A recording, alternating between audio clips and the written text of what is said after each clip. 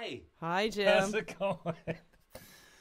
Thanks for coming in. Donnie kind of sent me a message yesterday. He's like, you want to be a part of this? I'm like, yeah. Crazy. Yeah.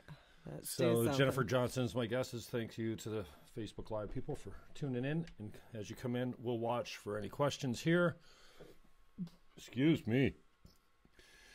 And then later we'll upload to the YouTube channel, and the podcast will be up weeks from now. It takes me a couple days to strip the audio off, and we'll get it up on all the Stitcher and iTunes and all kinds of stuff like that. So just check the Jim Fannon Show page. It'll be up there. So Jennifer Johnston is my guest, as appears in the Facebook Live title. Thanks for taking the time. I guess, like I said, the first thing for us to do is just tell Johnathan's story so everyone knows. But I mean, many of the people listening today are going to be listening as supporters, but many of them also are going to be people that have never met you before, never met Johnathan, don't really know the story, and probably are just only hearing about this opioid crisis for the first time, because it's just, I mean, it's only just recently, over the last couple of years, I guess we could say recently, right. starting to maybe gain traction or awareness, or starting to make the media. And this fentanyl thing, I mean, that's getting a lot of press, but, you know, we can talk about that in detail. So, yeah, maybe just take your time. I know you like to talk, so do I, so we can compete for the microphone. But no, I'm not going to cut you off, so just take your time.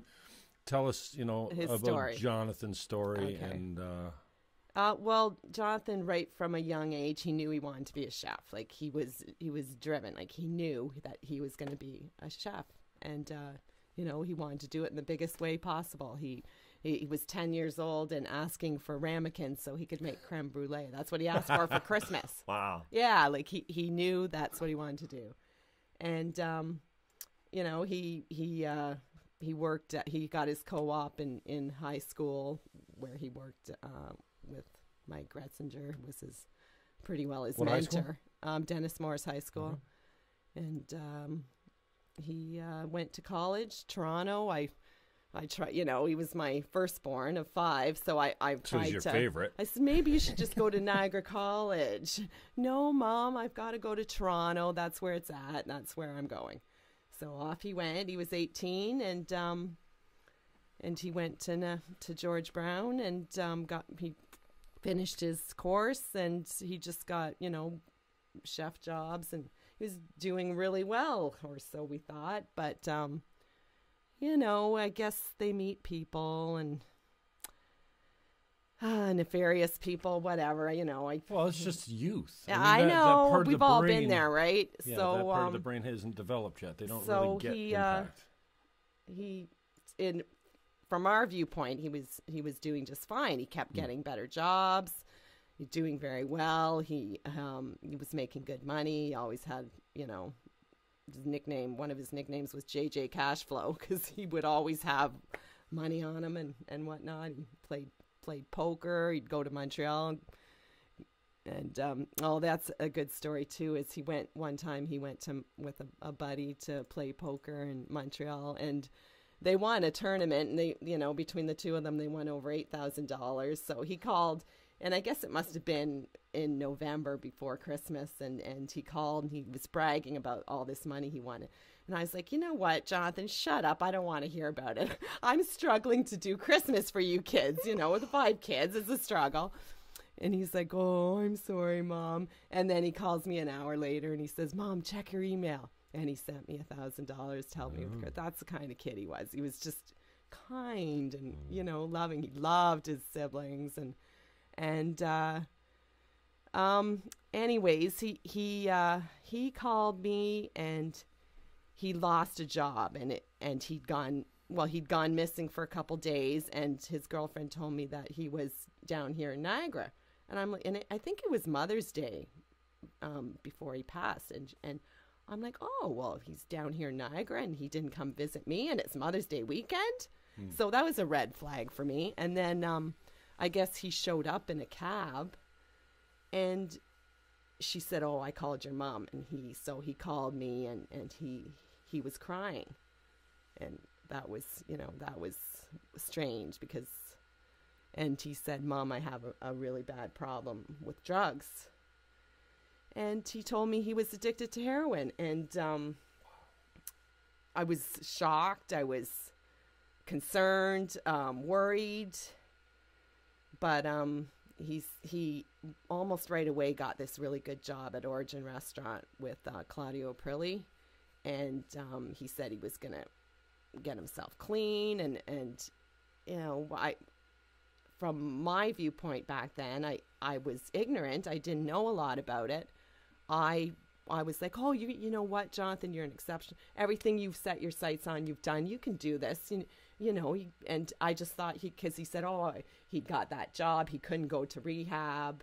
He didn't want to do methadone because a chef it's a lot of hours, and it would have, he said, I wouldn't be able to function properly. So he goes, I'm just going to wean myself off. Well, we know how that went because on April 22nd, his girlfriend called and said Johnathan missed 2 shifts at work. And his dad went right up to Toronto because we were, very concerned. And they couldn't get into his apartment, so he called the police and he reported him missing. So 5 hours later, the police showed up in the early morning of the 22nd and told him that they had a John Doe in the morgue that had a health card that said Johnathan had his name, Johnathan Johnston, on it. How's he a John Doe then? Well, that's what, I questioned the police on it, and he said, oh, well, this happens so often, and we just, and I'm like, oh, okay, like, if it had been a car accident, I'm sure they would have called us. But anyways, what had happened was, I guess at 3:23 a.m., a passerby saw him at the corner. There was a burger place. It was at the time Resto Burgers, I think it was called, at the corner of King and Yonge. And there was a little alcove there with a granite bench and wooden flower boxes. And he was on the ground, face down, and police and ambulance came, and fire truck and that. And at that time, it was, 2016, April 2016, they didn't have naloxone kits. So they were not able to bring him back. And is naloxone. Is that the adrenaline? Is that what brings you back when you're overdosing? It's like I got one. Oh. I think everyone should have one. Kill can Bill, save a life. Or is that what she jams, or is it Kill? Well, there's two kinds. There's I can't remember that movie when they jam that thing. Remember that? Like an EpiPen? I don't know. They jammed it through the rib cage right into the heart and bang. I thought it was an adrenaline, but maybe that's what. Yeah, it's a nasal. This one's a nasal spray, so it it does. It'll. And so not that I understand that wouldn't have helped him anyhow, that kit. I think it would have. Oh, They were there really fast because the police got there at 8:30 and the ambulance was already working on him. Oh. I mean, it's it's right in the heart of downtown, so they got there fast, and I think it could have. But I mean, they obviously, paramedics in Toronto have it now. It's out of control.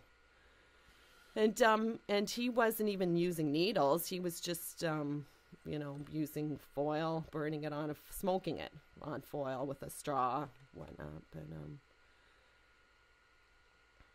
it's awful, I can't even imagine. But I mean, that was my mother's greatest fear. Yeah. Is that she'd have. And then second to that horrific thing was I had to tell the other 4.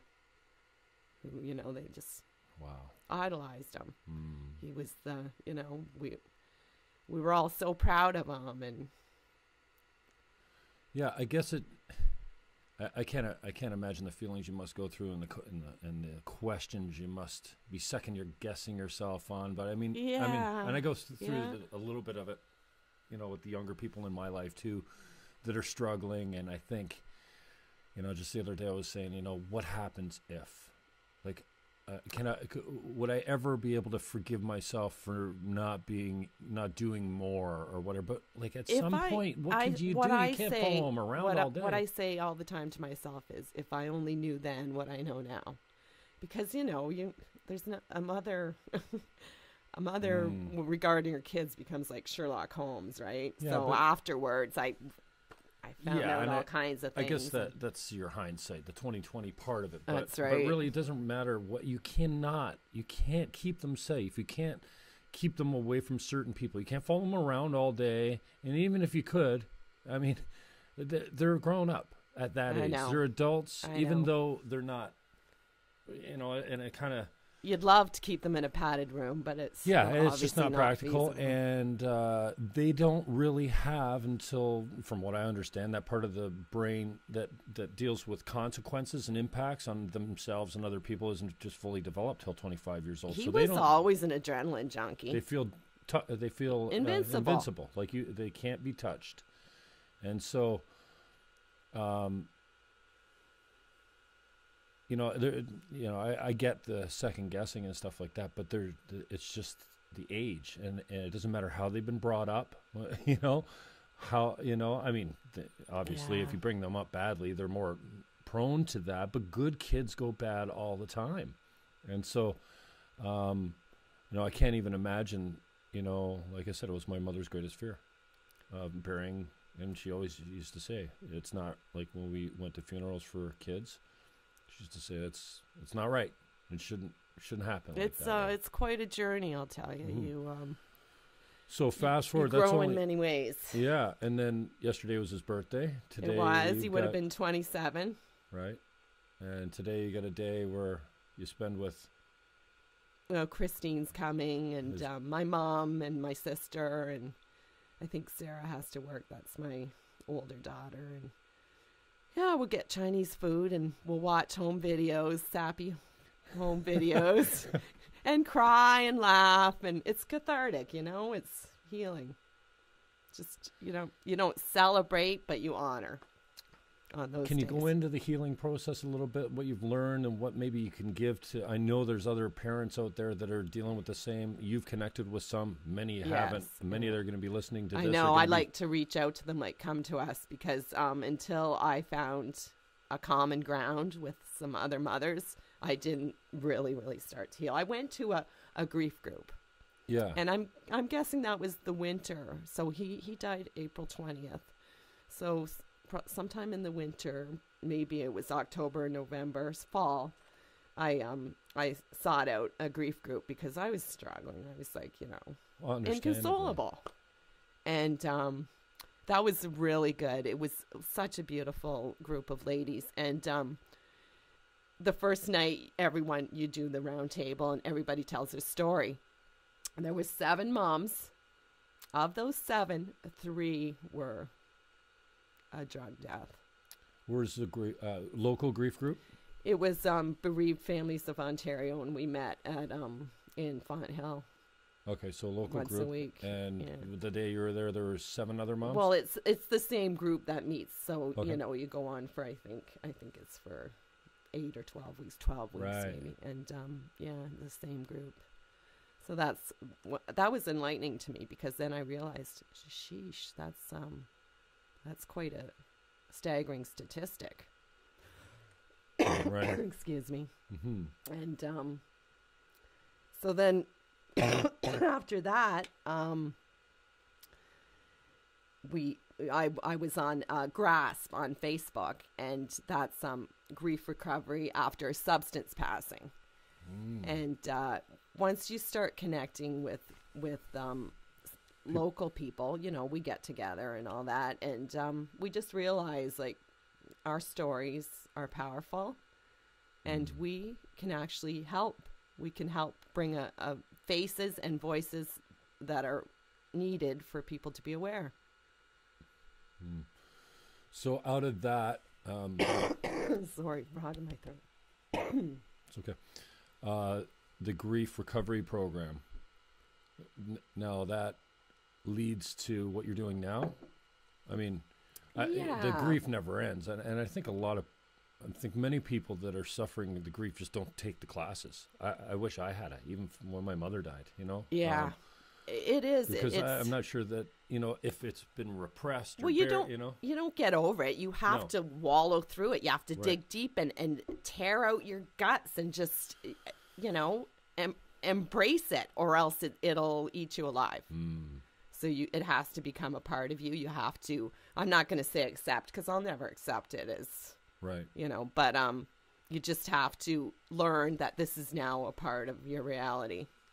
And so what else helped you with that process, do you think, other than the group? I mean, or, you know, coming from the group. I mean, coming from the group, is NAMES came from the group, did it not? Yeah. We were looking for something to call ourselves. You know, we started in MSTH, which started out west, because, you know, they're ahead of us. We need to look to them, to what they're doing now. MSTH stands for? Moms Stop the Harm. Okay. So, and even though it says moms, and it's you know, it's family members. It's not exclusive to moms. Right, so, okay. We were racking our brains, brainstorming, trying to think of a name for us, and you want it to be something that's kind of catchy, like so. And I thought, okay, NAMES, Niagara Area Moms, Ending Stigma, and because really that's the one barrier for these people for getting help is stigma. Johnathan was so ashamed, like, and I bought into that, you know. I was like, okay, when he told me, I go, oh, well, we're not going to tell anyone. Like, I didn't tell his brothers, sisters. They were totally, you know, flabbergasted. Right. And do you think gutted. They had no idea. You think that was a mistake? It was. Not telling the kids even? Like, well, you think you would have, if you had to going through it again, you would have sat the kids down and go, Jonathan's really struggling right now? I definitely would have, because we could have, you know, dealt with it instead of sweeping it under the car. Access to him in a way that you don't. They obviously have communication with him that he would have felt but you know, he went with that, and because he was so ashamed, you know, he was very proud, and he just thought he could beat this on his own. Amazing.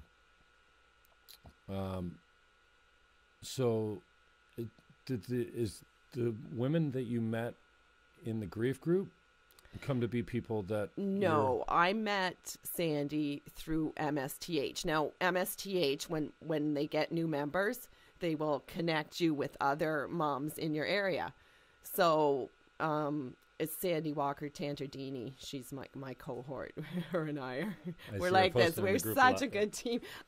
I wish she was here, because she's so much better at the talking part?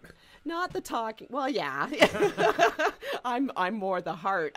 I cry and I. Oh yeah. Like, you did great at the region. Well, yeah, but I was crying.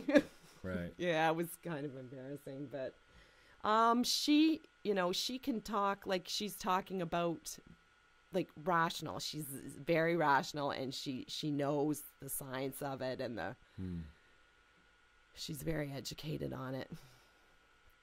But so it's just sticking with the grief thing. Any advice? Obviously, communication's huge. You know, you is connection. Connection. Keeping it a secret, even from the kids who, I mean, they're young still. The kids, right? Yeah, he was the oldest, and then his two brothers. They were close. I mean, Johnathan I had 3 boys, and the oldest was 4, so they were like, you know, the 3 musketeers. My 3 sons. And telling them was, you know, they had no idea. They thought, you know, my big brother, he's making it. He's gonna be big.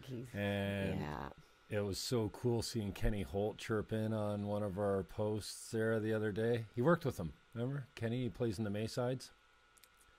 Did I miss this? I don't. No, you commented on it. He called him a something bugger or something like that. He's English, so he's bloke or something. Yeah. He says, I think I remember this guy. Okay, yeah, And that then was I a think while ago. That Prince was like of Wales, yeah. maybe. He worked Queen's locally. Landing. with Queen's him. Landing, yeah, because that's where The impact is far. You don't really get the. It's one of my often quoted things is you don't really get the impact of your actions, or your offspring, or their actions and whatnot. Yeah. So it was pretty cool seeing Kenny come in with his. He's got a foul mouth and he's just a punk rocker, But it's so cool to see him be the same kind of crew as Johnathan's, saying, "Hey, I remember that kid." I have people that knew him from years ago. Like they'll share a story about him, and that's sustains me. That to know that he had such an impact on people, and everyone that says the same thing. And of course, they're not going to say, "Well, he's a bit of a jerk," but it's always a wonderful story about how wonderful he was, how he was kind.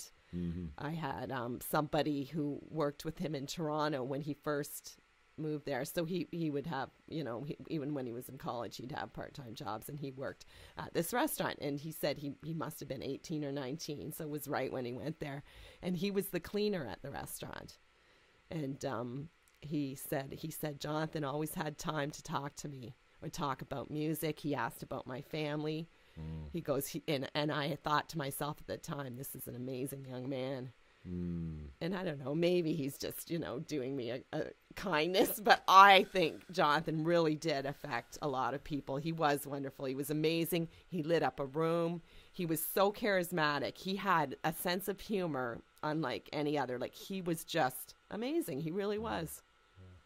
So what are you working on now? What do you think your role in this has become? And I mean, we got all the time, so I know there's lots of little things to go through. There's a lot. We talked about it a little bit on the phone. Well, I mean, you're a friend of mine, so we talk about it not in depth, but even just as we're going like a pre-interview email, I'm going, okay, so just so I'm clear, is this what we're saying? The stigmatization. NAMES actually stands for Niagara Area Moms Ending Stigma. Right. Okay, so we got that. So we want community to realize, like, this is somebody's someone. This could happen to anybody's child. It's not, and Larry had said this on the radio. We said, when he first came across his radar, that you look at Vancouver and you see that on the streets, the downtown east side, and that was kind of your preconception of what a heroin user or a substance user that was deep in addiction, that's what they look like. But that's not the case. And I mean, it is in sometimes, and those people deserve respect and dignity and compassion just as much as the college students and the high school students. And they're all in trouble, and because we have a poison drug supply, and that's fentanyl. And carfentanil now, even worse. For God's sake, it's an elephant tranquilizer. And they're adding that in because they're making up to a 400,000% profit. Yeah, it just basically comes down to greed and business, right? That was something else I wanted to mention was Johnathan. The heroin he took that night when the toxicology came back, it was not heroin. It was 99% fentanyl. Yeah, and is a Knox kit going to help anybody that's doing it will. Fentanyl? I mean, it's I don't know if it depends on how long they've been down, right? And there's signs, right? The nodding off, or Johnathan had a head injury because he must have went right down. He must have took his toke or whatever it was they do, and he fell off that bench onto the ground, and he had a head wound, and then down the side of his body abrasions. So, yeah, he went right down. But yeah, it would have. I think it would have saved him. This little kit that's free for anyone, any Shoppers Drug Mart, and they'll train you. You can walk into a Shoppers. Yes, you can walk into any Shoppers Drug Mart, and they will give you one. Also, Positive Living on Queenston Street. Wow, you didn't know that, Jim? No. Come on now, we've been talking about this. Yeah. But well, that's I guess why I wanted to. No, it is, and I think every business, every restaurant, every bar, because it can it could happen. It's happening, I told you about my daughter, that it had happened at her place of work. Yeah. Right in front of the front door. Who? Well, I'm not going to go into specifics. Which daughter? Sarah. Oh, okay. Sarah, yeah. So I don't want to go into overdose specifics. at the door? Yeah, like in front of a restaurant. And with no, obviously, kit available. Well, paramedics do. So okay. Yeah, she didn't know what the outcome was, but right. Yeah, I'm just saying. But the point is that it can happen anywhere. You could be walking down the street and see someone. Donnie went to the bank machine and there was someone. He said it's someone sleeping in the alcove in the ATM. Mm-hmm. And he comes home. He goes, some guy was sleeping on the floor by the bank. I said, oh. You sure he was sleeping? Donnie, are you sure he was sleeping? How do you know he hadn't overdosed? And he just had this look on his face like, oh, yeah. Wow. So it's an old way of thinking that's going to have to slowly shift for many of us, right? Because, I think so. I think so. I think it really needs to happen. Especially, you see the faces of all these kids, and they're as young as 13, 14. They could, they start high school, they meet new people. Mm-hmm. Some of these, they have a pill. They say, oh, try this pill. Oh, you got to study for a test, stay up late tonight, try this pill. And you think it's a Xanax or whatever, Percocet, and it's fentanyl because they use pill presses, and it's nefarious. It's evil. Yeah. Right. So, and I know there's no silver bullet for this, no magic pill. No, it's for the stigma. But we're working on stigma all around. I mean, I don't want to compare the two. Every time we talk about it, somebody's thinking. You think stigma's ended around communication? I feel the tide turning. I really do, because as we educate people,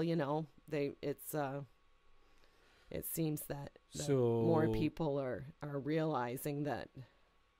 You think a conversation like this, just picked up by somebody that's not connected, that might not even have a son or a daughter yet, might shift something in them, so when they're faced with it, God forbid, if they ever are faced with it, you think that would make a difference for them? They could think back to a conversation. I think so. Yeah? I think so. It's why I talk. I mean, would I rather be at home on my couch crying and feeling sorry for myself? Probably. Yeah, that's. But I feel compelled to help other parents realize that it could happen to their kid, and if I could help save lives, that would. Wow. That would be so powerful for me, and just. I guess how can you kind of see through the grief and the sadness and there's all kinds of guilt, and I mean the emotions, I can't even begin to understand them because I don't have a child yet. But in some way, do you think this is all in God's plan? If you're a believer, like I'm a believer. Are we gonna go there? I even thought to myself, oh, he's not gonna bring up God. Is he? Of course, I'm a believer, as I know you are. I don't know if I believe in fate or a grand plan, but and I hate when someone says something happens for a reason. I hate that trite saying. But if something worthwhile could come from Jonathan's death, and it would mean that he would not have died in vain, right. That would be just, mm-hmm. It would make it, I'm not going to say easier, but it would make it a valuable. Yeah, and I guess it's impossible to say, well, like, this is why I was put here to, But I do feel this is a purpose. It's a purpose for me, and my main purpose all my life was to be a mother and to have children, and I sure did that. 5 of them. Did it well too. 5 of them, and they're all good kids. So And I just I always lived for them and wanted the best for them, obviously. And if I could spare other parents from going through this, it would make it a little lighter. Amen. So what else have we got? Other than the conversations and the communications and the media reports and articles and columns and newscasts and TV shows, because there's more and more coming all the time. There's going to be, unfortunately, it's going to get worse before it gets better, right? Right. This addiction problem. It is. The numbers, even in Vancouver, where they're doing all sorts of things, where they have the treatment centers and all these harm reduction workers on the DTS, and their numbers are increasing. That is scary, and it's because of an increasingly poison drug supply. I think out west, it's something like almost 80% of the street drugs are tainted with fentanyl, because they test them or whatnot. And it can be in cocaine, it can be in meth, it can be in heroin, and one hit or pills. Like I said, the pills. It's bloody scary. And for the first time, I think that our youth, and not even our youth, I mean, everyone uses drugs. Coffee's a drug. I know people don't want to classify it. It's a stimulant. Even food is an addiction for some people. Yeah. Like sugar. Everybody has an addiction to something. Absolutely, and hundreds of them. You know, you really think about it. There's mental addictions, physical addictions, sexual addictions. Dependencies, and that don't, classically qualify. So, unfortunately, it seems like it's got to be. It's got to get worse before we can get a grip on it. But there's addictions. I mean, we're struggling with addictions all around different drugs. Yes, that's nothing new. But what is new is the poison drug supply. And that's why it's the knowledge that kids and users everywhere of all ages are thinking one hit can kill you. And if you're not sure, and I talk to guys, that's right, that say, well, if I feel like I'm sitting around and somebody else has done one and they haven't fallen on the floor already, then I'm okay. You know what? That's not necessarily the case, because what they do is, in a basement somewhere, some creep is, I shouldn't say that, right? But anyways, he's mixing his stuff on the table, and he's adding the fentanyl in, and there's going to be a hot spot. There's going to be a spot that has a bigger percentage, but for Johnathan, 99%. That's pretty greedy. It is. It's greed. It's all for love of money, right? So other than the conversations and everything we just mentioned, what else do you see around the stigmatization that we can do to help, or that you think will be part of the process of getting people to a point where they're okay talking about it, they're okay talking to their kids about it, they're okay? I mean, you're not going to stop kids from being kids, but the stigmatization has to be a huge problem. Well, first of all, the war on drugs has been an abysmal failure. You can all see that, right? Like, you can't just we can't arrest our way out of this problem. A kid has, a little bit of a bag of weed and in jail. Like, come on. And then when he goes to jail, he meets a lot more of the He criminal. comes out of there and he's worse than when he went in. Yeah, exactly. So that's actual fact. I've Once you put good people with bad people, they turn bad. They don't make the bad people good. That's right. That's right. And when this first happened, I was so angry. I was angry.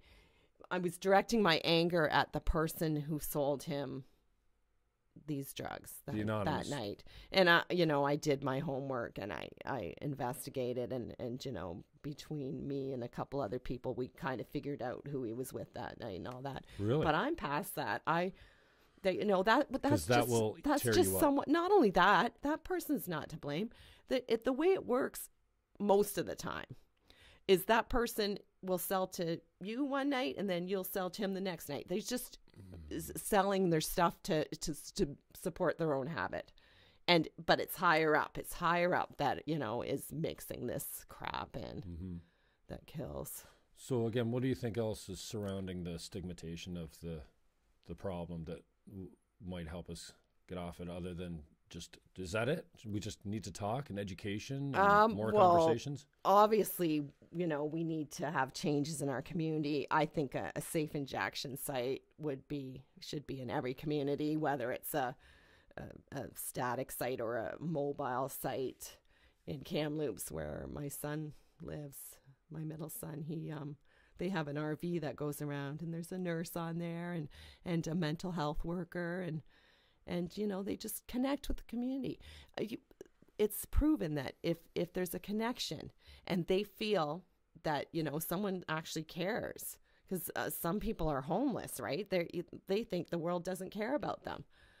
And we do have some good agencies in this area. You know, there's Positive Living, there's Casson, Community Addiction Service of Niagara. We do have them, but it's just a matter of figuring out how we can help these people when they ask for it. We can't have waiting lists. Waiting lists kill. If someone goes for help. Mental health? Or mental health or addiction. And they're often tied together. It's that's a fact. And I just, you know, and not a lot of families are able to shell out $10,000 to send their kid to rehab. And rehab isn't always effective. In fact, it's quite often not. In fact, it can often be the most dangerous thing that you do. Because they meet more addicts. Well, you got more people to hang with. They can make connections there. Or they get out and, you know, they've been clean now. They've detoxed. They have it harder than they ever did before. So, yeah. You know what? I was so good. I'm going to have one last hurrah. Well, guess what? That their tolerance is down. They're susceptible to overdose. And how's the safe injection sites help from a standpoint of, I mean, if you got bad drugs, you're just going to die at the safe injection site? No, they don't. Oh. No. Do they offer testing and stuff? I have been to Moss Park, but did I read in a club the other day that they were saying or was that a joke where they said bring your stuff by and we'll test it to make sure you're okay? Oh, is that a thing? That's a thing. Testing at a club? strips. Oh, at a club. I would hope so. Wow. Because I think that's just a scam to bring your stuff over so we can figure out who's got the good stuff. You know what I mean? But is that actually a thing? Yeah, I heard that somewhere. Well, it should be a thing. When you want to know if you were a substance user, when you want to know if there's fentanyl in it. Wow.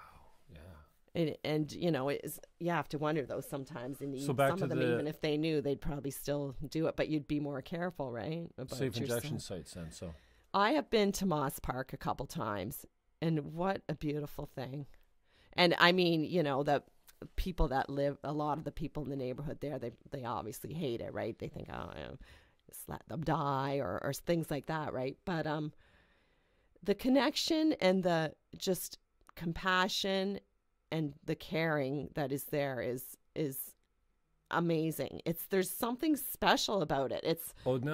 I think I remember hearing about this because I just picture it as a big room where a bunch of people are, you know, whipping out their needles and doing drugs. But there's a process. You go through the doors and you get hit by support workers, right? Yes, there's volunteers, and they're all volunteers. They're doing this. That's an unsanctioned site, so it's they're Moss volunteers. Park is where? Oh, west. Toronto. Okay. It's on forget. Basically. Queen Street maybe, but it's right. Anyways, so downtown, it's beautiful to see. And some of the people are just, you know, they love the connection. They go there, they have a snack, they hang out a little bit after they do whatever. And there's a one tent for injection and another one for smoking. They're smoking crack because this is like an outdoor park. And then there's a chill tent. Yes, it is. Wow. And people come by with donations of food, pizza, whatnot. Wow. And it just puts that idea in their head. Oh, somebody actually cares about us. Because the most lonely thing in the world is being an addicted drug addict. And even worse, homeless. Some of them are homeless, right? So it's sad. It's sad, but it's beautiful to see people volunteering their time and their service to other people that are. Okay, so what's available at the site other than a safe place to get high and to chill? And then there's, you have volunteer support workers that are there, obviously, for some level of counseling or kinship or kinship, connection, because conversations. You just know that a connection could be the difference between someone just giving up and saying, F this, my life sucks, and who cares about me? Well, guess what? And somebody does care. And obviously, at a safe injection site, you're probably closer to an addiction counselor than you are anywhere. Right. They can guide them in the right direction if they need to want it for themselves. Mm-hmm. But I think connection helps with that, where they think, maybe because I'm sure some of them. How do we like, sell I don't that even to the small communities around the country? It's a tough sell. It's a tough sell. Understandably so. SIS in your backyard, and people are like, "What?" I know, but you know what? Centennial Gardens in St. Catharines, there's needles there all the time. So it will actually help protect our residents, because they won't, the needles aren't going to be just discarded on the sidewalk. Would you want to be in a park and your kid picking up a dirty needle? Did you hear the guy on the radio yesterday? Yeah. I saw that. Jammed a kid. He was fishing with his kid on some river. And he goes, "Daddy," he's got a needle. Yep. A bent needle sticking out of his. Can you imagine? The kid's going through HIV treatment. Yeah. So what's it, HIV and what was the hepatitis? How scary is that? I don't know. I forget how old the kid was, but he's young, and those HIV like protection, or it's like if you're at risk, if you don't know, it's not right. Like they're treating you for HIV. It's just preventative. Exactly. That's the word. Thank you. They ruin most adults' health system. So I can't even. Somebody said I can't even imagine what a child would be on that. But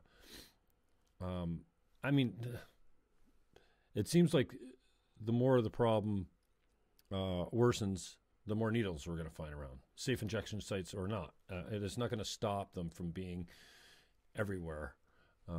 But again, there's the stigmatization around the SIS as well as there's all. But the biggest thing is keeping people alive. We don't want people dying. It's a small thing. Like, they're monitored there, and I mean, there's still going to be the users that use in their home that are hiding in shame in their home. Mm-hmm. But I think it's something that's necessary just to keep people alive until they can get treatment, because of the poison drug supply. And I'll keep saying that. Poison drug supply. It's a nightmare.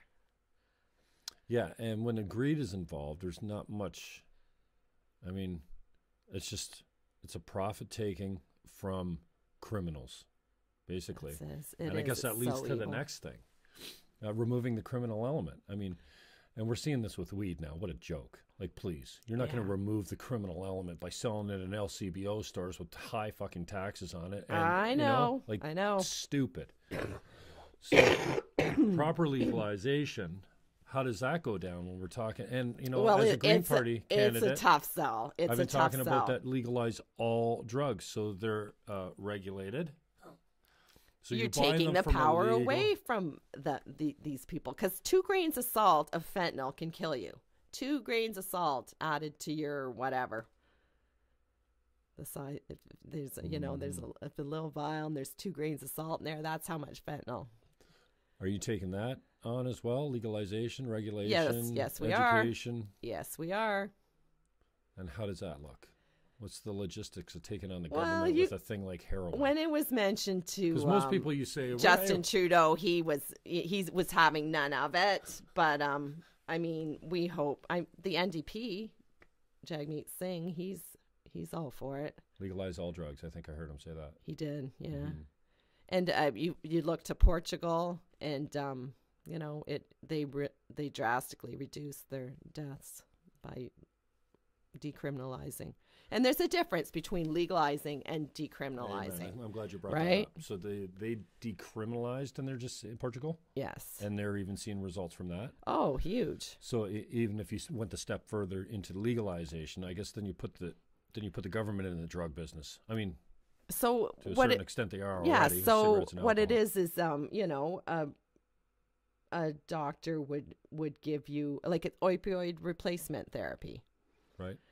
And you can slowly wean yourself. Because Johnathan, is that just methadone, or is there other and Jody Emery's been talking about this for a long time. No, not just methadone. In fact, the whole methadone, it needs to be revamped. It's methadone screws you up too. I mean, it seems like it's become a business now. Like it's they're lined up around the block, and just like a, you know, That an methadone- assembly line of. So methadone, if I understand it, is that the blocker?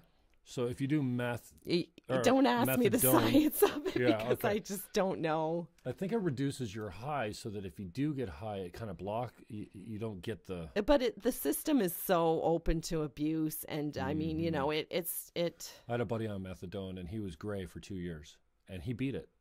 The dragon. And I know someone that it worked too, but I also have heard of many that abuse that system, and you know they learn how to go around it and be able to have a couple days of the week where they can get their fix, and then you know, so they some pee will clean. be on methadone for the rest of their life.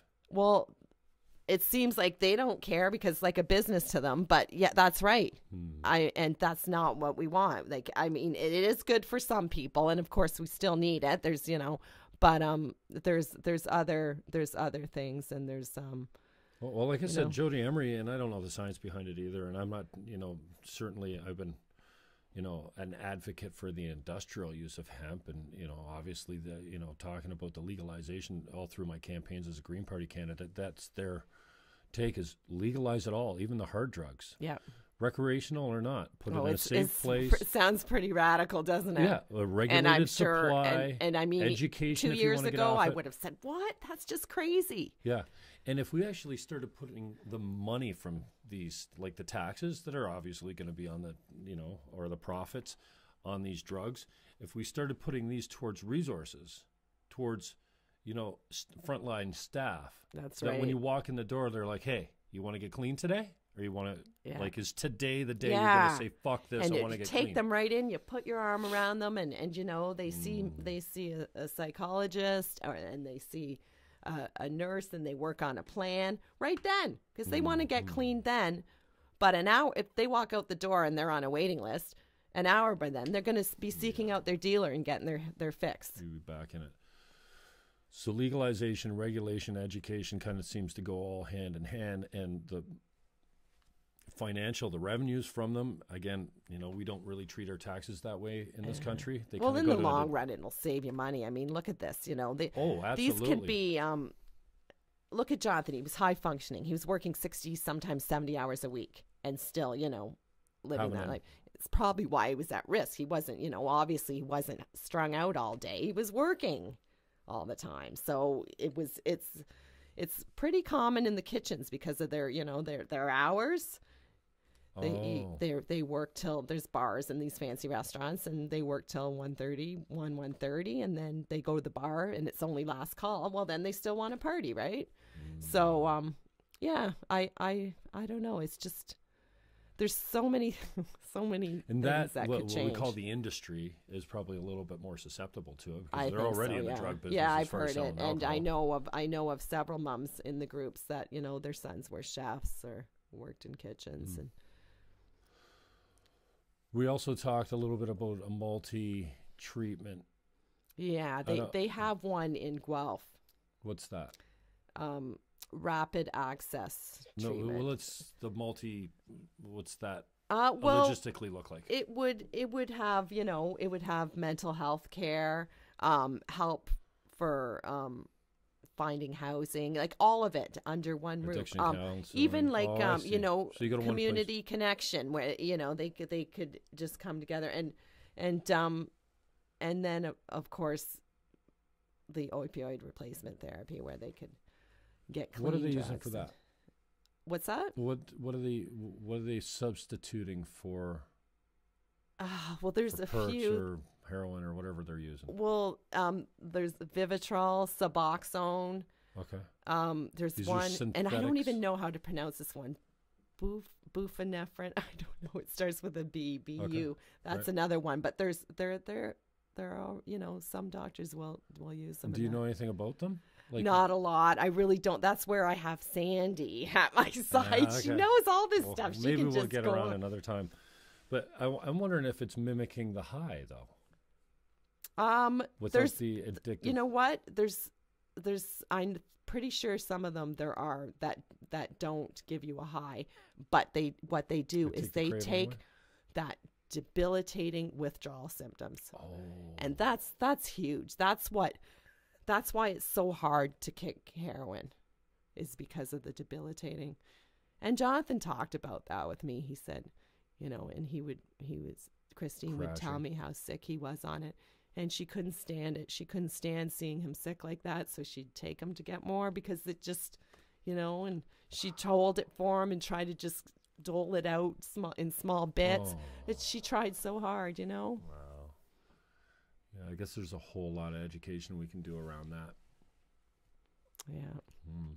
And we talked about housing options briefly there too. Some of these people are homeless as well.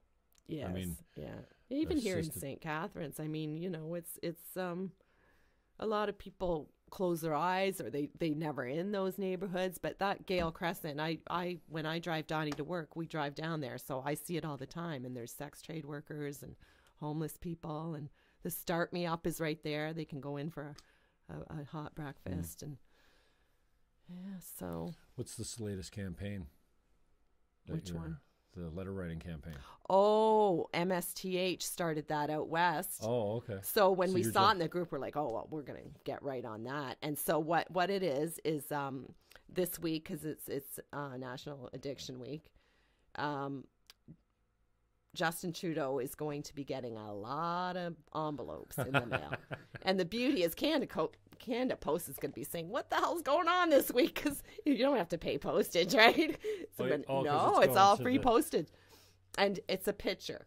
Because really, a picture says 1,000 words. It does. It's it's putting a face to this. And, you know, they're just all these beautiful kids. Most of them young men. It's a lot. Most of them are young men. It's a letter writing campaign where you're sending in pictures. The pictures, and then on the back of it, you write their birth date, their death date, the cause. In Jonathan's case, I call it accidental fentanyl poisoning, which, you know, I don't know. Maybe just fentanyl poisoning. I should have put, because accidental. Well, it's not accidental when someone's putting 99%. You know, someone somewhere.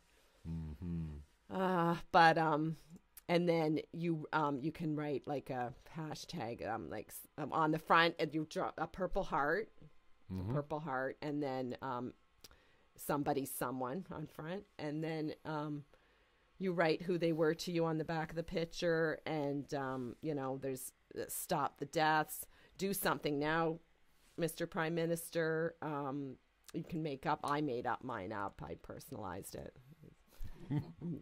No, about Johnathan. I just want him to step up, because, you know, he doesn't even, it's like it's off his radar. He really hasn't He's gone really out of his way trying to acknowledge it. He doesn't really even acknowledge it. He doesn't. He just, you know, he talks about other things, and it seems like this is just something he wished would just go away on its own. Well, that is not going to happen. Like even Donald Trump called a national emergency. Even Donald Trump. Come on, Justin Trudeau. You want to be less than him? Come on. Yeah, the shiny pony's getting old fast. Yeah, I mean, this is politics. We really can't trust them to do anything other than what makes them more re-electable the next time around, and that's just the way our system is set up with first past the post, and the whole idea of, you know, the number one rule in politics is acquire and maintain power, and that's the game. And so it's almost like they got together back in the day and said, "Oh, I got an idea. You guys call yourself the Liberals. We'll call ourselves the Conservatives, and we'll stay in power forever, but we'll just do the same thing all the time. Yeah. We'll just continue to raise taxes and screw the elector." Well, can we just maybe you could ask? We could just ask everybody to vote NDP, because I know it'd be tough to get them in, but wouldn't it be? The NDP has got a long tradition of going away from things that they promised too. So it's almost like the system is corrupted to a point where you can't get them to, to make good on their contract, because the contract is what they put out there to be elected. It's called an election platform. That's basically the contract with the people, and the people that vote for them, That's their end of the contract. Right. And then when once they get in with a You majority, see my eyes glazing over. yeah, well, once they get in with a majority government, there's nobody to hold them to account because they don't have strong opposition, and that's why I'm opposed to majority governments. Because if you have minority governments, minority's definitely better. I know it can that. fall at any time much. because you can be taken down at any time. And so, it was a perfect example of when Stephen Harper was in power. He had to buy the NDP off because Jack Layton had a list of all these socialist things that he wanted. So to stay in power, he had to write a big fat. He was the most socialist prime minister ever, Stephen Harper, because he had to pay the NDP off to keep him in power. So when we talk about root causes, everything's got a root cause, right? And when we talk about drug abuse and mental addiction, there's root causes that you would never think about, like electoral reform. Again, your eyes glaze over. You're just like 95% of the people. I know. That I talk to you about important issues. Every time I've run an election, I hope I never run in another one, but I see this need to help educate people and just like to tell people, help people understand that there's root causes to everything. And you think your life sucks? Well, sometimes the root causes are our electoral system, and you can see it here. So, the electoral system's a root cause of every problem that we face today. I'm not saying it's the major one here because, obviously, mental issues come into it, alienation come into it, right? This feeling of hopelessness, like the drug is your only friend. Right. Johnathan had lots of friends, so that wasn't his case. Sometimes it's just a bad decision where you go, yeah, sure, why not? I'll take a hit. Never thinking that you're going to need another one and another one and another one. You're going to be on it for the rest of your life. Let's look at a hypothetical situation. So a young man who's 18, 19 years old gets busted with a bag of weed. And maybe he has some little baggies on him. So he's going to get charged with trafficking, right? And he gets a little jail stint. Well, now he has a drug charge. So he can't go over the border. He's going to have a hard time getting a job. And that sort of thing for weed, which is now going to be legal. Okay, so that's going to Well, they're saying, but hey, when we get to July 1st and it's not legal, it could ruin his whole life. The next thing you know, he's doing harder drugs. And not to mention the introduction to the crime element. You do hard time in the Don jail. That is. Are you kidding me? Like that, it's like hell on earth. I've never been there. I've heard. Don jail is not a great place to go, and there's probably a lot. It's nothing against Toronto or whatever. I wonder how many overdoses there are in jails too. Like, you never hear about those. We don't know because we don't hear. We don't even like they. I saw a graphic, and I posted it about overdose calls in the region, and between 2016 and 2017, the numbers are just skyrocketing. So that's scary, like that's, but they don't, the deaths, well, we don't have that data yet. It's always, we don't have that data yet. Well, maybe you should, what does it take to get that data out to the public so they know how many young people have died? I hear about it quite often because, I have so many kids who are young adults.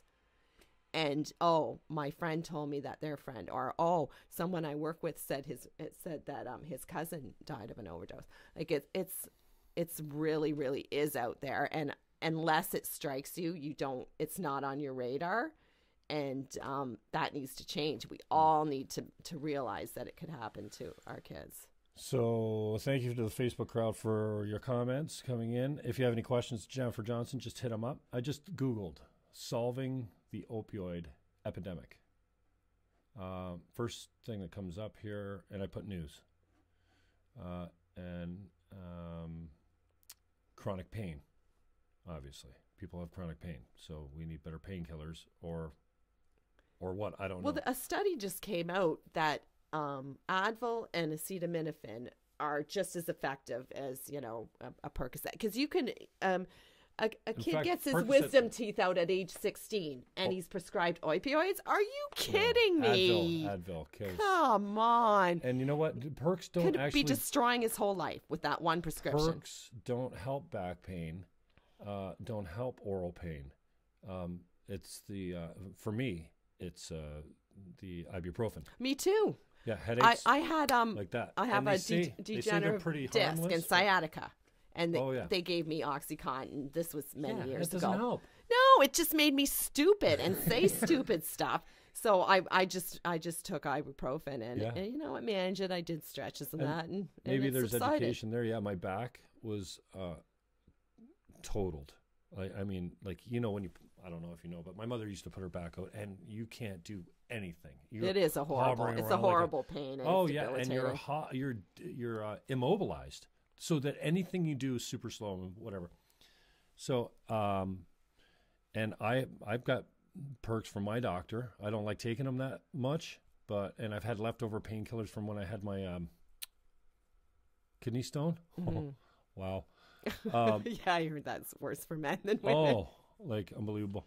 I started walking, and you know, I'm like, okay, if there's one thing I'm gonna do, I'll do half an hour, 3/4 hour, and one day I did 2.5 hours. I bit off way more than I could chew. Yeah.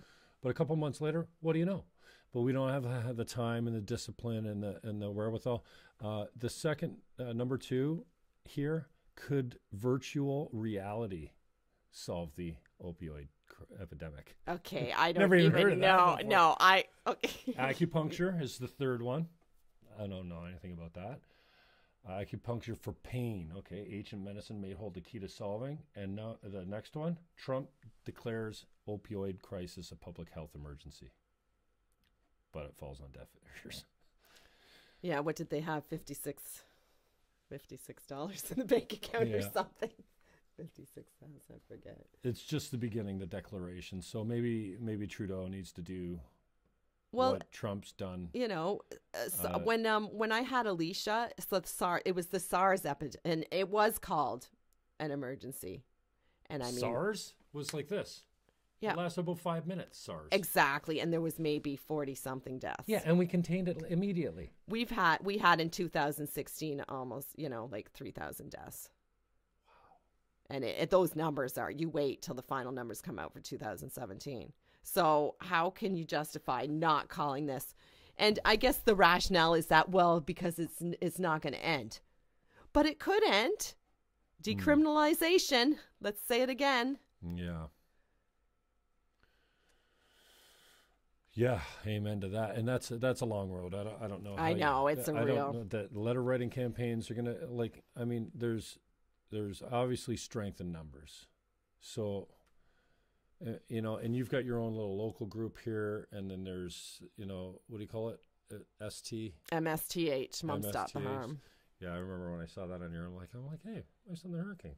Oh, no, it's not. So do we need to all come together somehow to form a bigger group or a lobby group? I mean, and what you got working against you is you don't have resources. You don't have money. You don't have lobbyists. There is an opioid network committee. And when we presented in September at Regional Council, it had already been in the works for over a year. But they hadn't had their first meeting yet. So it's tomorrow. Wow. And there's 4 parts. There's harm reduction. There's anyways. So that'll be tomorrow. And we're going. You're attending that? Sandy is that open committee? Public health meeting? I think so. So would you get a special invite to it? Yeah. And they had originally just wanted one of us. But I said, oh, can Sandy come too? She's much better at verbalizing what needs to be done. She's a firecracker. In a small package. And I went to the group, and the group's called Niagara Area Moms Ending Stigma, NAMES. Right. And so, you more than doubled our numbers yesterday, Jim. Well, I didn't really, and you're welcome. I didn't know what I was doing. Sandy was like, what?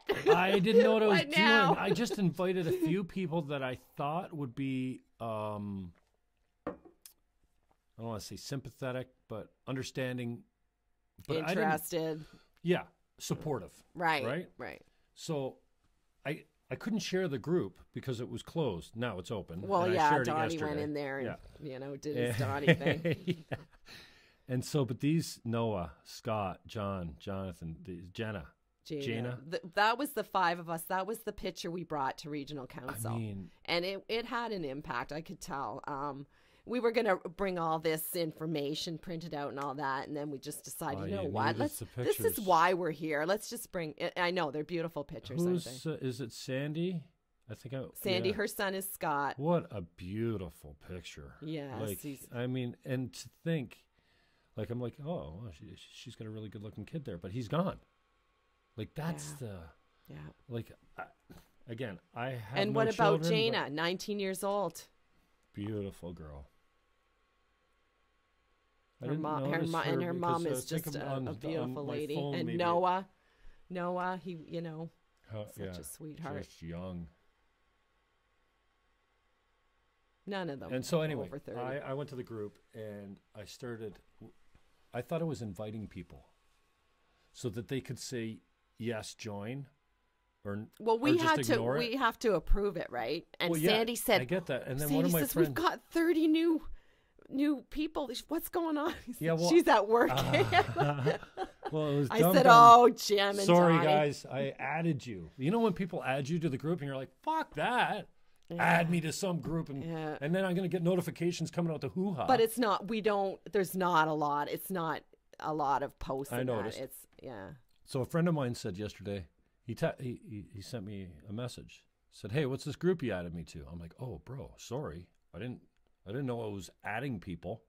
And then I went back and looked at the members list. I'm like, so sorry, but most of the people I picked, and I could probably go through and add a bunch more, but I hate getting added to a group without being asked. Well, they can leave if they want. Like, but we won't be offended.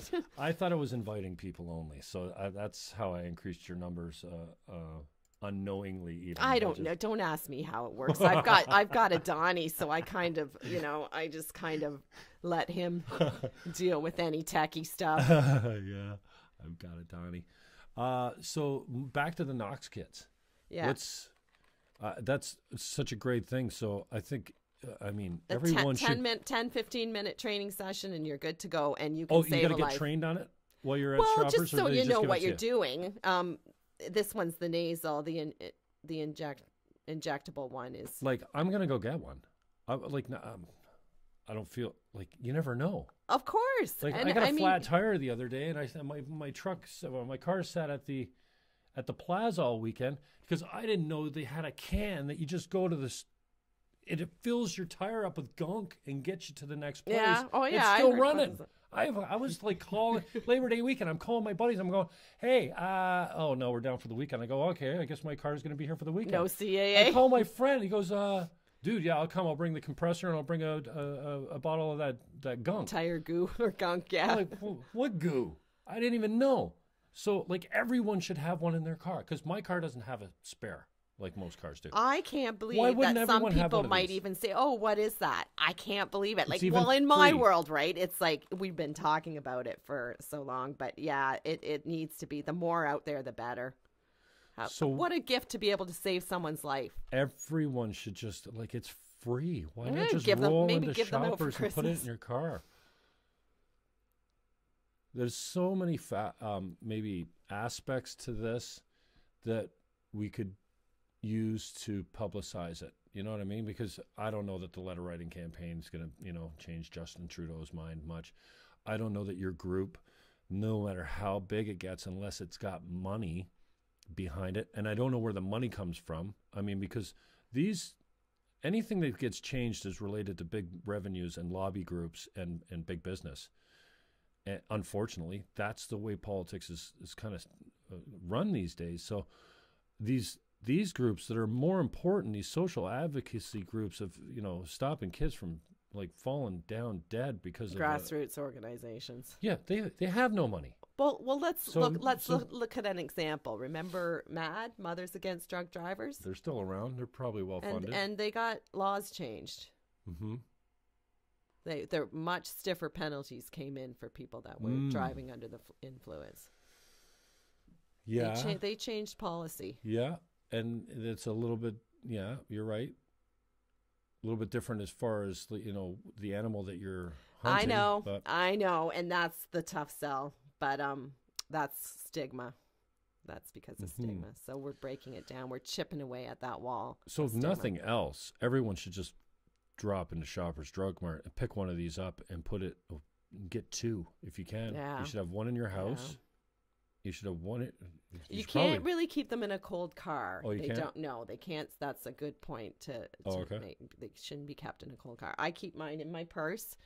Donnie, I sometimes I'll send it to him I should get 2 and just have him have his own, because where he works at sometimes he sees needles in the back. Yeah, because it's downtown. He sees needles in that. Downtown seems to be a hub for this type of activity too, for the drug using, or is it just any open park will do? Or I don't know. I think it could be found. Needles could be found in any park.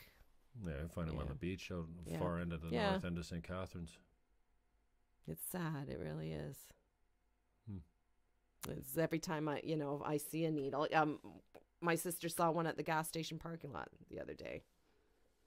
Imagine. So anyways, every time I see one, I think, oh, geez, that person could have died injecting that poison into their veins. And it doesn't even need to be just injecting either. Or it doesn't matter how you're consuming No, that's right.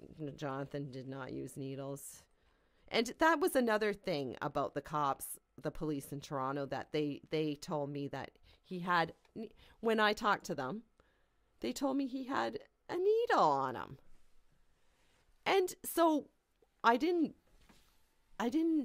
get the police report. I could only take small increments of information upon me because it was just too much, right? Mm-hmm. So I waited over a year to even send out for the police report. Okay. I still haven't sent for the autopsy. I may never send for it. But so for 18 months, because it came pretty well the week of the 18-month since he'd passed, I thought he'd broken a promise to me because we talked, and I guess we thought he would be safer if he didn't. And he said, I just smoke it. I don't ever inject it. And he goes, I hate needles. I won't ever use them. So I thought he'd broke that promise to me. He promised me. He goes, oh, don't worry, Mom. I won't use needles. So for 18 months, I thought my son broke that promise to me. The police need to be more sensitive to families. Well, why? And that goes back to this John Doe thing. Oh, it's unbelievable. Okay. Well, it's in the news now because yesterday there was the interview about that one out in BC. A month. What's the thing? Why John Doe for so long? I can't even fathom how it's so insensitive. And I suffered for that, Okay, as a mother. Let's rewind back. Okay, so let's go back. Tell the story of. I suffered greatly because I felt like you treated my son like a piece of garbage. I still suffer because of it, it's awful. And he wasn't a piece of garbage. He was wonderful.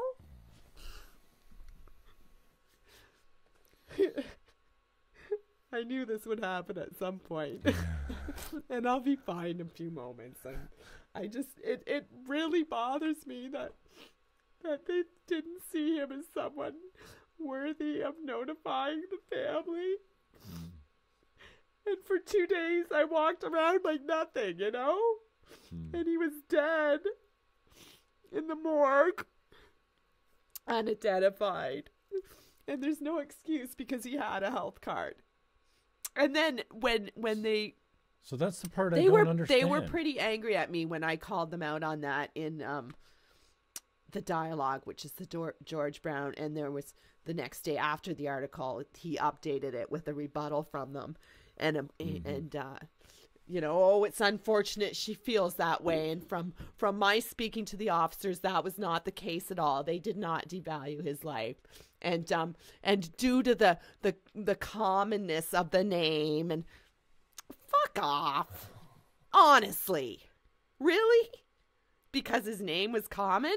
We've lived in the same house for 23 years. And they couldn't find us with government issue ID. I call bullshit.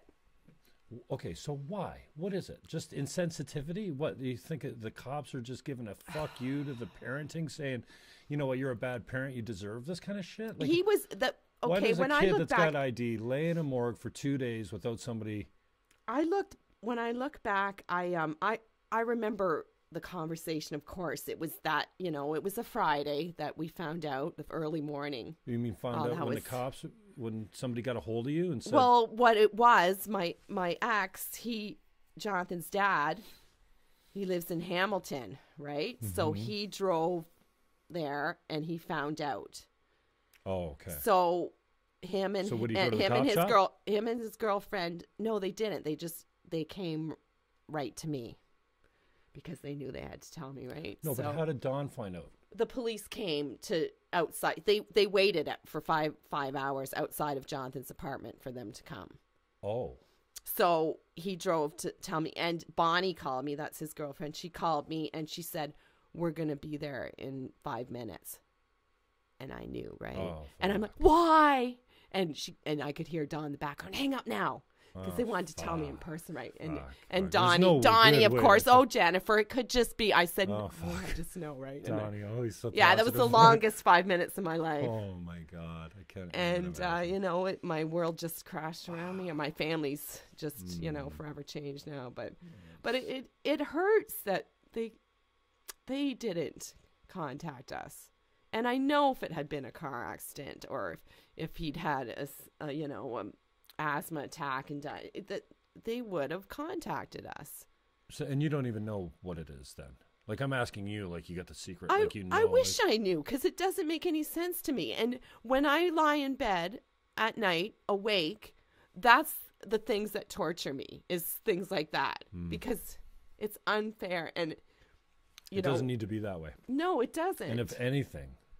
So that's why I talk about it. Like, because if anything, I talk about it because I don't want it to be done. It's clearly still going on because it just, there's another story, same thing. A whole month. Drug overdose. Yeah, it was a young girl. Missing so for a it's month. Clearly is still going on and it needs to stop right now. Because even if you can't value that person's life, think about their family. Mm-hmm. Like, I suffer for that. I suffer thinking that, and when I did talk to the police, and I remember every detail, like they can, whatever they say. But when I told him that Johnathan was a chef, and he goes, "Oh, where did he work?" And I told him Origin Restaurant just down the street from where he was found. He was like shocked. Oh, like all surprised. A shift. How dare you be surprised? Really? Well, I think that's they just see so much of it, I know, I know. I try to look at it from their point of view, and their jobs are pretty, get pretty shitty, and they see a lot of crap. But I would like there to be sensitivity training for the police. I really think they need to think bigger. I think they need to think of the bigger picture and of how that impacts family, because I suffered greatly because of it. I really did. And if there's anything that you can help with, you're not going to change the addiction process overnight. You're not going to help, you're going to make a small dent in the number of addicts or the fentanyl or whatever. But if there's one thing, and that seems to be one of the most traumatic things for you, is the fact that you didn't know for so long. Maybe that's where you can make a difference from the standpoint. If you think it's stigmatism, then maybe Jane Doe doesn't have to lay in the morgue for 30 days while her family pulls their fucking hair out looking for her. Because, and again, isn't that awful? Does she have ID on her too? Or no? Yes. Okay, it's yeah. I didn't see the story. You told me about it when you first got here today, and it breaks my heart because there's a radio interview, and it's on I saw it on Facebook, and it's just awful. So, for privacy issues, I probably shouldn't be telling about someone else's story, but it's just it brought it back for me. Because I can imagine 2 days was bad enough for me, but a month, I just can't even fathom that. And I know how much she'll suffer for it, that mother and the family. Well, thank you so much for coming in. I know we didn't talk about education in schools. We can. Hey, I got all the time. We didn't talk about education in schools. I thought we were running out of topics, so let's hit it. Well, it just came to me, that was Johnathan in my ear. Because I don't want to just be sitting Johnathan here with that air looking at, my friend. We would like to speak in schools. We would like to talk to kids as young as, grade 6 or 7 before they get to high school. And, obviously the say no to drugs doesn't work, but how about the say no to drugs doesn't work, but how about the you might die if you try a drug? That might work a little better. But, and to see the faces of the faces of this epidemic. So I think there needs to be a blitz, an education blitz in the schools. I think it's integral. Agreed. I'm not sure that, it doesn't matter how drastic the message gets. We're human, right? I know. We're going to make bad choices. We're going to do things we regret. But educated. And we're going to take chances, especially before. A little bit forewarned and, maybe to be more careful and not just take an unknown pill from someone. Like it's, and there have been cases where a young person in grade 9 is, has died because of one pill. Yeah. And responsibility is something we don't teach very well in school either. So you're going to a party, stop by at Shoppers and get a Knox kit. Yeah. We should have them. I can't. I'm blown away that they're. It almost. I want to see the evil end of the big business and say, well, of course they're giving them away free. They won't get Shoppers in there. I can't imagine how much a Knox kit costs. I think it's between $45 and $50. So that's a significant goodwill gesture that Shoppers is taking on. Just it's giving the government. Them away. The government's funding they're it. Subsidizing it. But it's and I'm sure there's other places you can get them. I know Positive Living has them, yes, it's naloxone kits, safe injection site, decriminalization, education in schools. Those are the biggies. Mental health. Yeah. Oh yes, because it's very. But we already hit on that. Peer support we talked about because that comes in with the multi-tier treatment centers. Yeah, I really do think that is a great thing. We didn't really talk about it, but I wrote it to you yesterday, and that recovered addicts. It's like just having someone that understands and knows where you are and that can kind of mentor you. So if they came in for treatment and they could be connected with someone who could mentor them. Kind of like in AA where you have a sponsor, right? Mm-hmm. A sponsor. But 12-step treatment doesn't work for this very often. Like NA, it's good for support and that, but Johnathan went and he did go. He went to I think he went to one meeting anyways because he told me about it. But you can't just, it's not as easy as, and I'm sure stopping drinking is difficult too, but this is an actual chemical change in their brain, right? Yeah, and different drugs have different withdrawal symptoms. Mm-hmm. And, they talk about how harmless the nicotine withdrawal is. And how quickly it leaves your system. Like you sleep a night, you almost have no nicotine in your system when you wake up. Heroin, different. You withdraw for days from heroin. I understand. It's horrible. I've never taken heroin. Horrible symptoms. One of the drugs I haven't tried. Yeah, it's like it's been described as the worst flu you could ever imagine. Just it's awful. And then, so maybe, there's... Dope sick, they call it. Dope sick. Jody Emery's been talking a lot about how cannabis and... did you see the one I posted yesterday about Rasputin is his name? I think Riley Cote. Riley Cote's a former Philadelphia Flyer tough guy. He was an enforcer. And he came on my show a couple times when I was at the station. It was just a really good interview.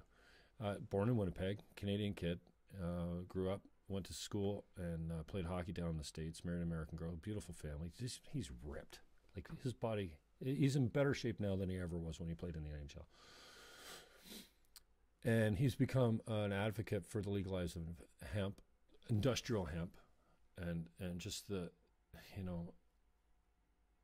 just getting your EFAs in you every day can change the chemical balance and guard you from depression and all kinds of diseases. I've been talking about hemp oil and hemp seed, hemp hearts for years. Well, he posted something the other day how CBD's got this guy off opioids, and he chronic pain, right? He's a fighter. I don't know if he was a boxer or MMA. I've heard before too that I should have tagged you in the post. Some people CBD's and Jody. Did you say it was a hockey player? Well, Riley Cote is a hockey player. He posted it. Okay. Gotcha. Let's see if I can find it here. And this guy was either a boxer or MMA fighter, and addicted to opioids, and how CBD cannabis oil, which doesn't even get you high. That's right. Bass Rutten knows what's up. Hemp heals. Champion MMA fighter reveals how CBD helped him knock out opioids. It's an HBO. Oh, maybe it's.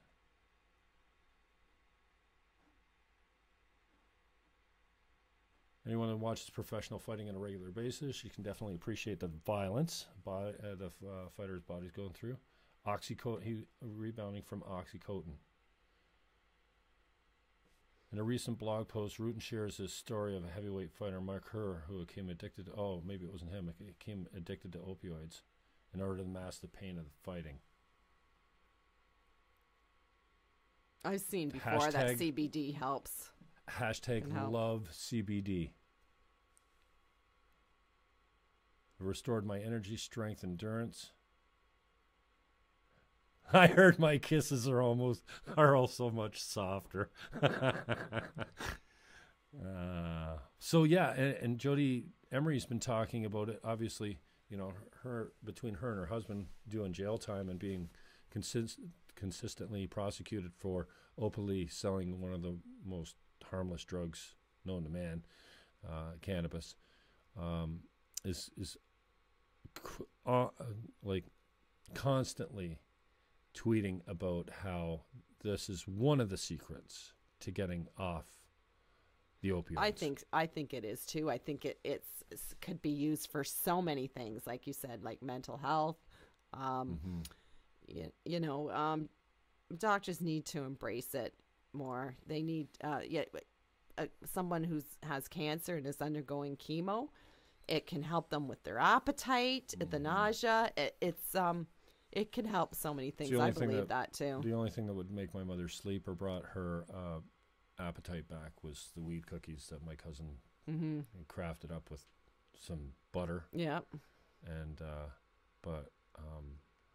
it's not to be treated lightly, that stuff. When you eat it, man, it's a totally different buzz, a totally different chemical, actually. Once your liver processes it, it's psychedelic. Like THC is not.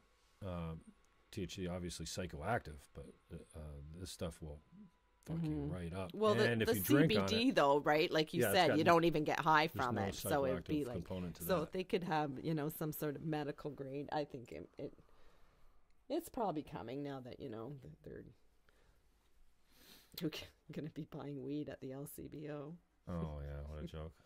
All right, so how do people get a hold of you? Where do you want to send people that are struggling for referral? Well, we're on Facebook, the NAMES group. Niagara, NAMES, NAMES. You type in NAMES, all caps, it'll probably come up, but the Niagara, and then it says right in the title, Niagara Area Moms Ending Stigma. You can join that group. I can get a hold of you on Facebook as well. That's right, Jennifer Johnston. Any other advice, recommendations, support you want to put out there to the people that are going to be watching and listening to this? I don't know. I may think of something later, but for now, I think we've covered a lot of topics. Right. Well, thanks for coming in. I love you, thanks especially for me. doing this. It's I know it's. I can't even imagine how I mean, I was at the funeral. It was as beautiful as something like that can be. But yeah, there was a lot of people there, a lot more than we were expecting. I know only just, from losing my mother, it's like that whole week for you is probably maybe 2 weeks. It's just like a complete blur where you don't remember I guess a whole maybe lot of it. there's a numbness, and they say about grief that Talk about being you're stupid. numb and you're yeah. I couldn't But even then the drive around second town. year is worse, because the reality sets in, and and I believe that to be true. I find the second year is pretty grueling. It's like okay, there's no denying this anymore. There's no, he's in Toronto. He's just gonna come home for the holidays. It's just not gonna happen. Yeah. You've gone through all those firsts, and now you're into the seconds, and you just can't deny it. Your brain can't deny it. Yeah. All right, go to Shoppers. Pick up your naloxone. Is naloxone? Naloxone. Naloxone. They're free. Pick them up. Take them home. Take them to work. Get a hold of Jennifer Johnston in the group of names. Niagara area moms ending stigma. Jen, thanks again. Appreciate it. Thanks, so Jim. much. All right. I have to go over here and turn it off. My dad's like, don't you have someone to do that? Finish. Your dad's sweet. I'll leave that on the tape.